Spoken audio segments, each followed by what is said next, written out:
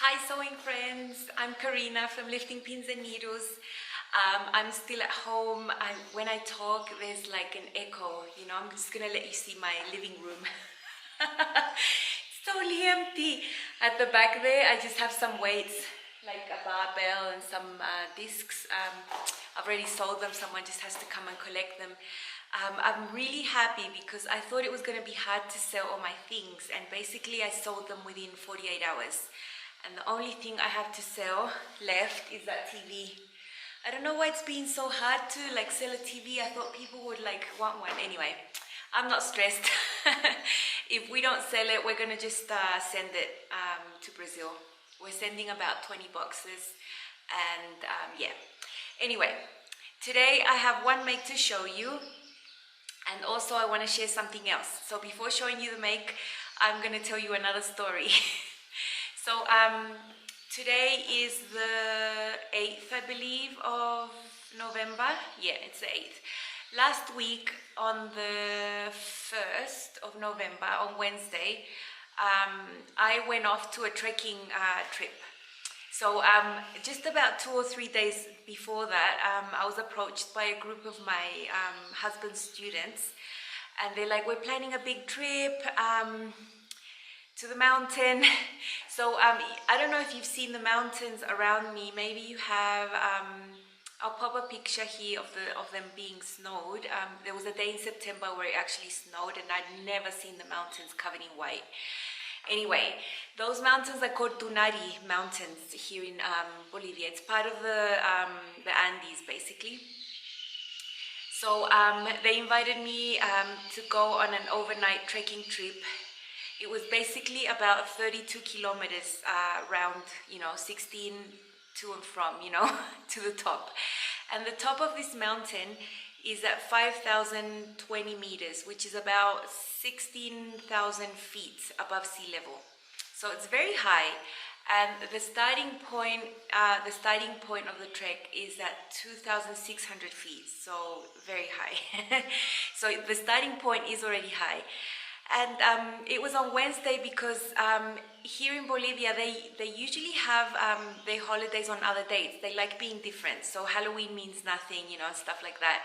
And here they celebrate the Day of the Dead. And they celebrate that on the 2nd. So we had basically all of Thursday to walk, and it was a holiday. They didn't have to go to class and all that stuff.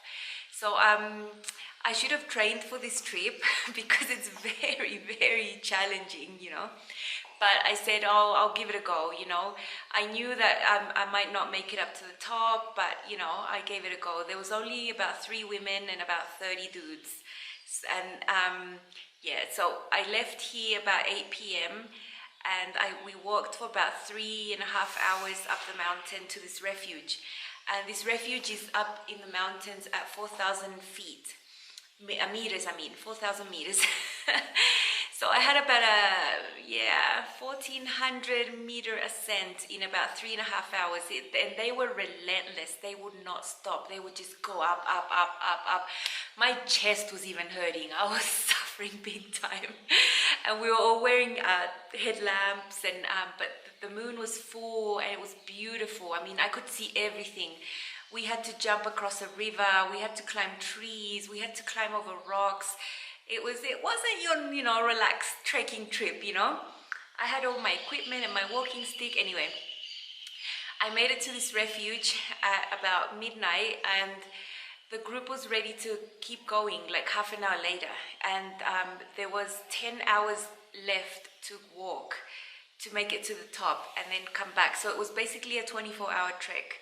I wasn't up to it. I was exhausted. I couldn't keep up with the pace of those dudes. They had great physical condition. The leader, he runs marathons. He runs every single day. He was basically flying up that stupid mountain. So I decided to stay in the refuge and wait until dawn and then come back down. There were other 2 guys that weren't feeling great either. One had a really bad headache, and the other one was nauseous and vomiting. And those are side effects of high altitude when you haven't adapted or you're not trained, I was feeling fine. I wasn't feeling any of that. I was just feeling tired, I run as well. But had I known about this trekking trip, I would have trained harder for at least a month before the trek to be in a better condition, you know. But I gave it a go. I did this trip last year in April, I believe, and I made it to the top, and it was beautiful. I have never seen such beautifulness. Beautifulness. I made that word up. I'll insert a picture here of me at the top. It was so cold up there. It was so cold at 16,000 feet. I mean, I was freezing. You can see a little metal thingy that says 5,030 or 20 or something like that, but that's the altitude there.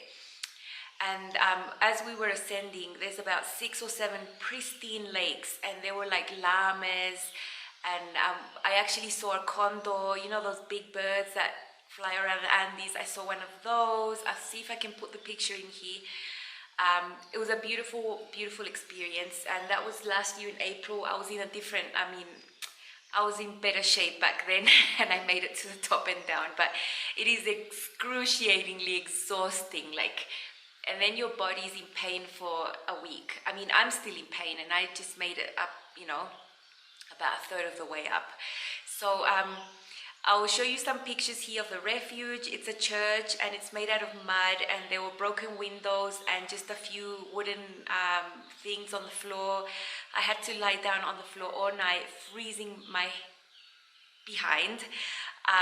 No sleeping conditions. It was the worst night of my life, basically. I just used to watch every minute tick by, and I was just desperate to, you know, till 5. 5 is when the sunlight comes up already. So I suffered for about 4.5 hours on the dark, cold, freezing floor, and with gusts of air coming at my head from the night, you know, because the window was right behind me and the window was broken. Yeah, so I'll show you some pictures of the descent. Gorgeous. I mean, the mountains, the Andes are just beautiful. And I took some pictures. You know, within the rocks, there were these tiny little cactus growing with flowers, like this bright pink flower. I'll put a picture here. I was so amazed at that beauty. And yeah, it was just a great experience. Although I didn't make it to the top, sometimes you can, sometimes you can't. And I know my body so well and how it's feeling. And I knew it was better for me to stop than keep going, you know. So yeah, I hope you like that little rant, but this is just one of the activities I really wanted to do again before leaving Bolivia, because it's so beautiful. Like, the natural beauty here is amazing. I live, you know, in a really beautiful place. So I wanted to share that with you.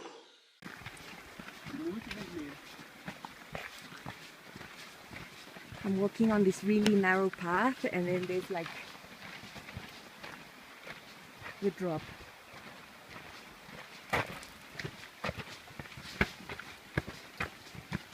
So my make.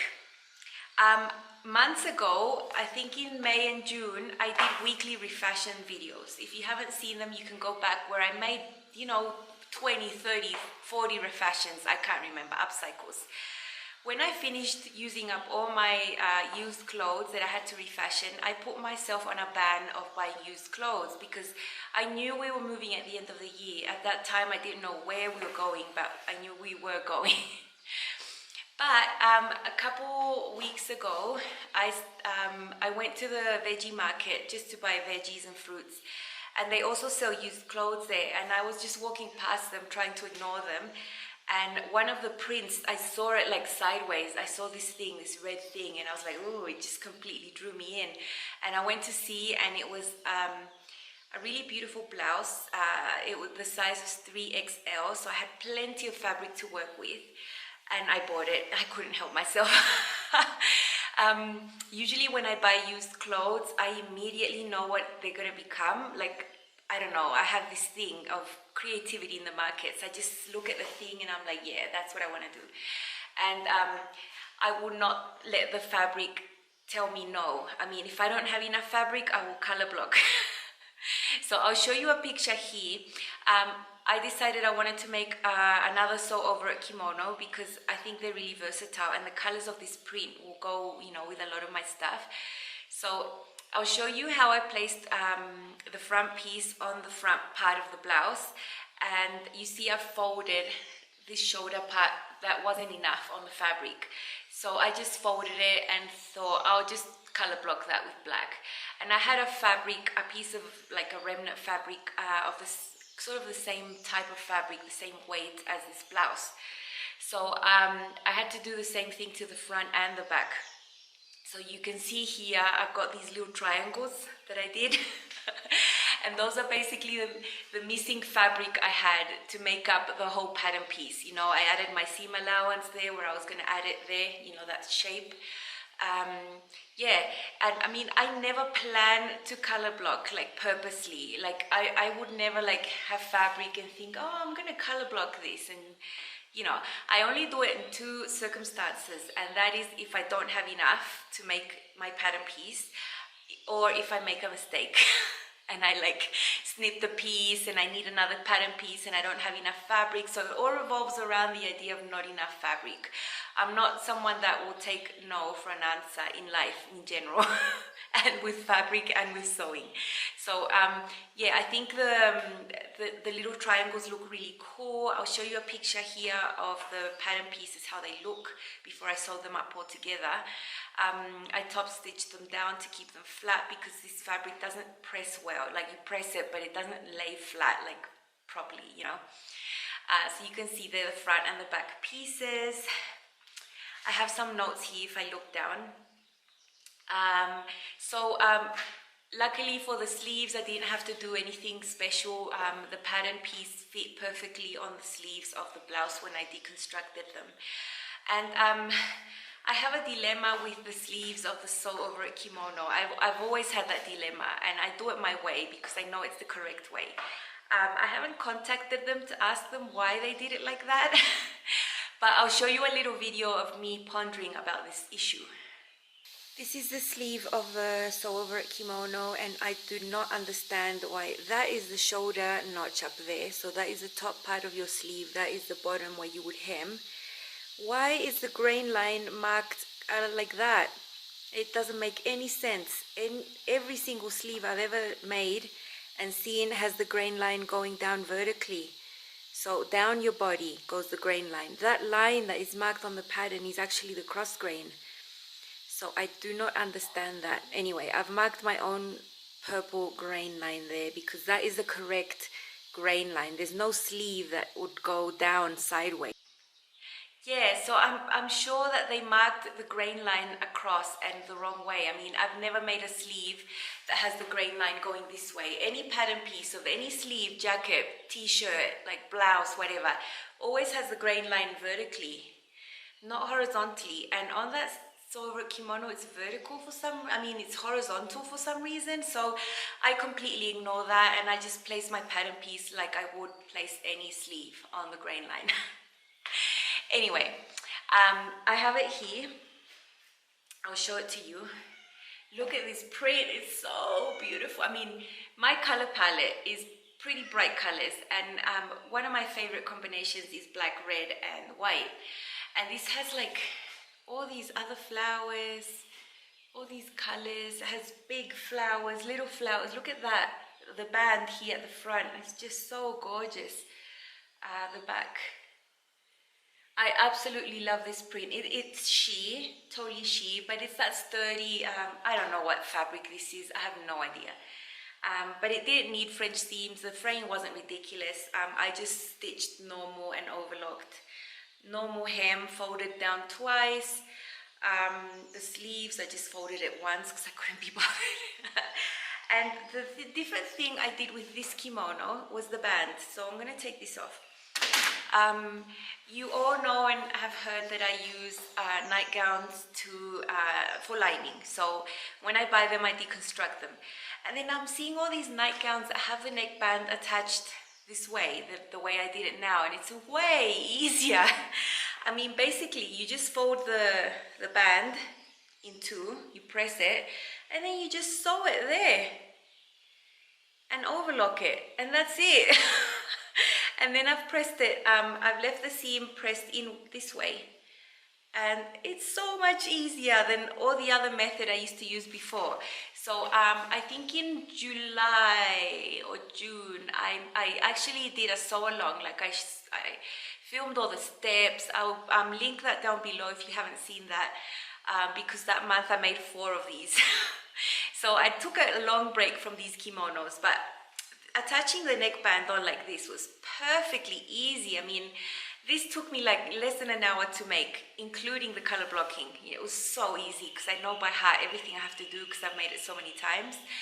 And as I've said before, these are the types of makes I need right now when I'm dealing with all this stuff, you know. So I'll put it on. I'm gonna love this to wear with my little red dress project dress that I'm gonna make soon. So yeah, you know how they look. Just loose, you know, the sleeves there. Just, you know, nice and light for my weather. You know, I don't need any more coverage than that, really. So yeah, if I make more kimonos, and I'm sure I will definitely make the neckbands like that, because if you look at ready to wear, they are made like this and perfectly acceptable. Nice and clean, it looks really nice and professional. And the construction is just so much easier. So basically what I did here was the band, I closed it in on that side and turned it around so that the corner there is closed, and then that's just sewn on to the rest of the front part of the kimono. So you can see the little hem there, folded twice, and that's attached, and that's just pressed down. You know, easy peasy. It takes your construction time from hours to nothing, basically. Because the other ones I made, what took me the longest was the neckband, because of all the hand stitching and basting, and yeah, I'm not doing that again. Cool. So I'll show you some pictures here. These are actually real life pictures. They're not like posed ones. I was going to church the other day and it was sunny, and my son just snapped a few pictures of me wearing it like I would in real life. So yeah, have a look at them.